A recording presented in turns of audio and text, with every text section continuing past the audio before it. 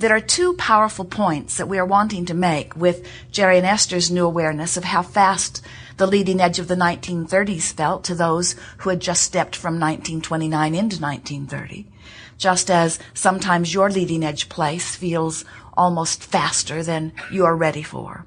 And we want to say to you that whether it was then or whether it is now or whether it will be tomorrow, the work is always the same.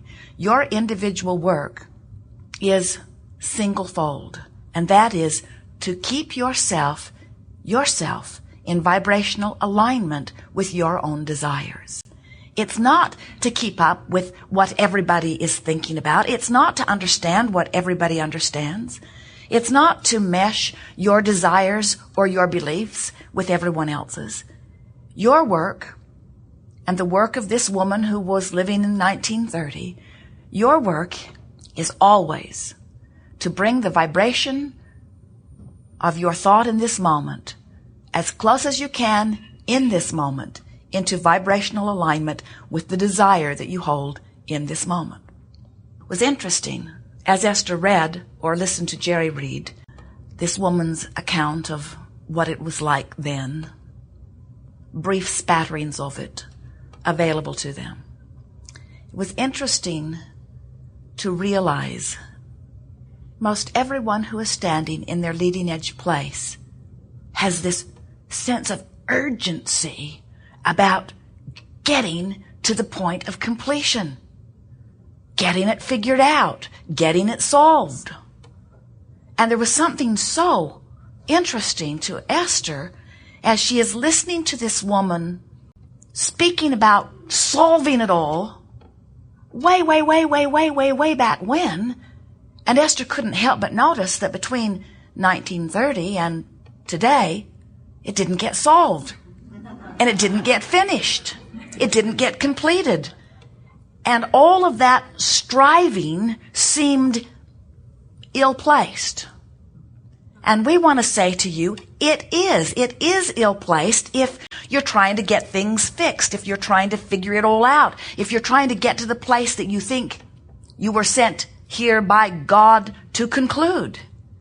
But when you get it, that whether you are focused in 1930 or 1940 or whether you're focused right here today, that your work is about being, observing, vibrating, concluding new preference, aligning with preference, and the world just goes round and round and round and round. For what? For what? We want you to figure out for what. Were those in the 1930s sent here to make it some way so that by some deadline it would be some way? So many want you to believe that. Gotta get ready, gotta get ready, gotta get ready, gotta get ready. For what? For eternity? For eternalness? For more opportunity to be? What is it for?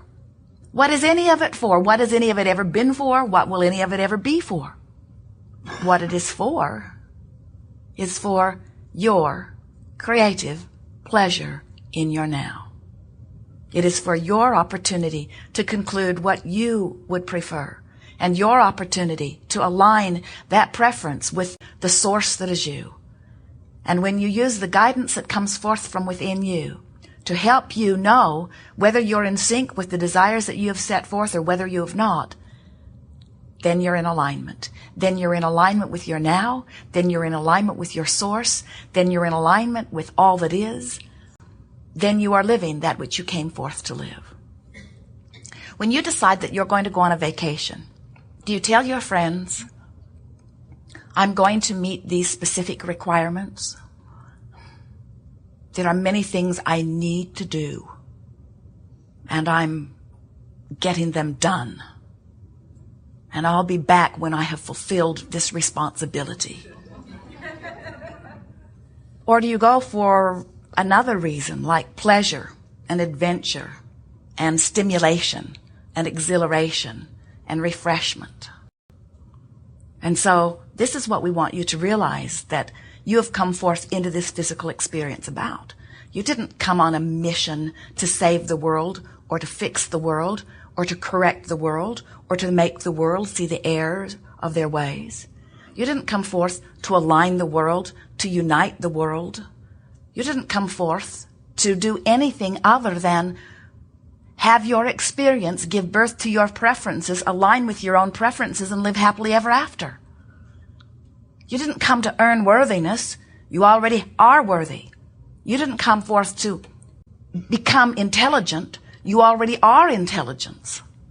You didn't come forth to achieve godliness. You already are God. You came forth for the pleasure of being the powerful creator that you are. And you knew that there would be a world full of others doing the same thing, and that you would mix and match, and sometimes you would agree, and often you would not agree, but out of all of it, a powerful thing would happen. New ideas would be born.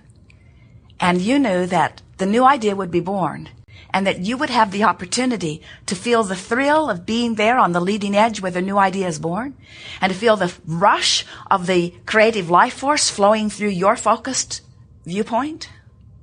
And you knew that you would have an emotional center that would let you know whether in this moment the idea that has been born within you aligns with other conclusions that you have already achieved. We want to talk about the value of who you are as non-physical energy when you decide that you will focus into this time-space reality. This worthy, loving, pure positive energy consciousness that focuses here for the express purpose of providing an opportunity for broader perspective to move forward. For the achievement of what?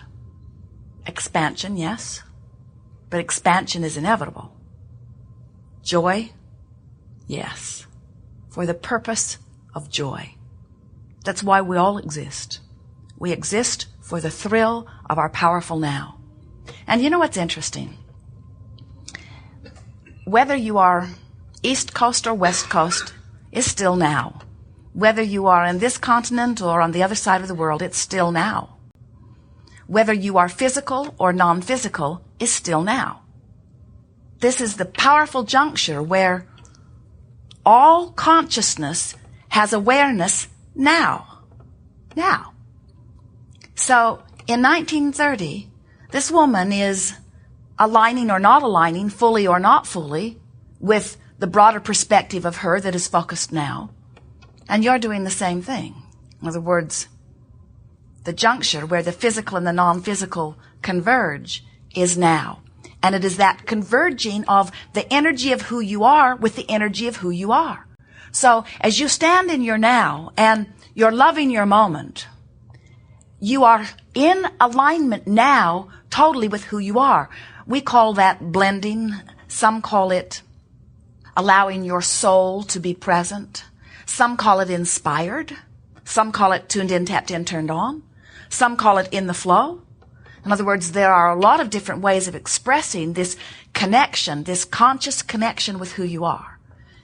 We call it the art of allowing. And it is an art because you practice it until you understand how you're doing within it. The art of deliberately adjusting my vibration as often as I can consciously manage for the sole purpose of allowing the juncture now of the fullness of me focused through the fullness of me. So when you meet someone who is achieving that in the moment, the way you would describe them, variety of different words, you would say, that's a happy person. You would say, oh, that is such a balanced person. You would say, oh, do you see how coordinated that person is? Do you watch the Olympics? Do you see those kids stand on those platforms or get ready for their race? Do you see them aligning with who they are or working to do that? Do you see them recognizing that they have a higher power? They have a broader perspective. They have untapped resources that they want to align with right here and now. Do you see the physician, the surgeon, in the midst of his surgery, so focused upon what he's wanting to achieve and so wanting to be as steady as he can be and as inspired as he can be and as guided as he can be and as in alignment as he can be and as intuitive as he can be, as tuned in, tapped in, turned on as he can be? Do you see the musician who is so at one with his instrument that it seems as if there is no separation whatsoever? And the music flows through him in a magical rhythm that sets you upside down, turns you inside out as you hear the harmony of his source flowing through his instrument. You never said, I will come forth and go it alone. You always said, I will come forth and allow that which is source to demonstrate, is the word in the book that Jerry read, demonstrate through me. I will be source energy in physical form. In fact, I will be me. So, who are you? Who are you? Well, we want to tell you. You are magnificent. You are genius.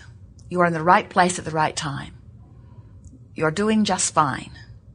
And as you work to appreciate and approve of who you are right here, right now, instead of working so hard to compare yourself with every other point of consciousness on the planet, you will let your variety inspire you to your personal preference. Will you not worry about how anybody else is doing, and you will let your dominant desire be to align with you, to align with you, to align with you, to align with you. Now you can be a member of this diverse universe, unique in your way, magnificent in your unique way, complete in your unique way, and most importantly, therefore, happy in your unique way. That's what we wish for you. We wish every moment of your experience to be joyful like it is for us. We want you to look around your world and not worry, but revel in its beauty. We want you to look around your own life and not worry, but revel in its magnificence. We want you to look at your own body and not nitpick about a wrinkle or an extra pound or 20 or 30 or 40 or 50. We want you to look at yourself and adore yourself. Because if you will make this small effort to appreciate you and what is yours now, you will soften so quickly the resistance that has been keeping you apart from the things you want. It is the magic formula that you have been looking for. It is the key to your blending. It is the key to your allowing. It is the key to you getting what you want. It is the key to your abundance. It is the key to your clarity. It is the key to your stamina. It is the key to your energy. It is the key to your vitality. It is the key to your flexibility. It is the key to your wellness. It is the key to all things that feel good to you.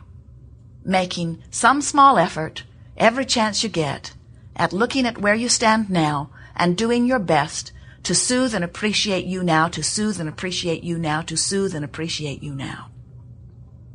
Many of you have been listening to us for a while. Yes? Yes. Many of you have been hearing us talk about guidance system for a while. Yes? Many of you are aware of your own personal Magellan. Yes? Many of you understand that law of attraction abounds. Yes? That it is the manager of this universe. That it organizes all circumstances and events. Yes? Many of you understand that you are offering a radio signal always, and that law of attraction answers it. So, what you're offering vibrationally and what you're getting back always matches. Yes? Many of you understand that what you think and what you feel and what manifests always matches. Yes? We are going to show you from where you stand, if we were standing in your physical shoes, the effort that we would be making if we were standing in your physical shoes, of soothing ourselves if we were standing in your physical shoes, back into alignment with us so that we can stand in your physical shoes. When you feel good, you've got source flowing through you. That's part of the reason you feel so good. It's all of the reason that you feel so good. That's what good feeling is. Good feeling is allowing who you really are to flow in this moment.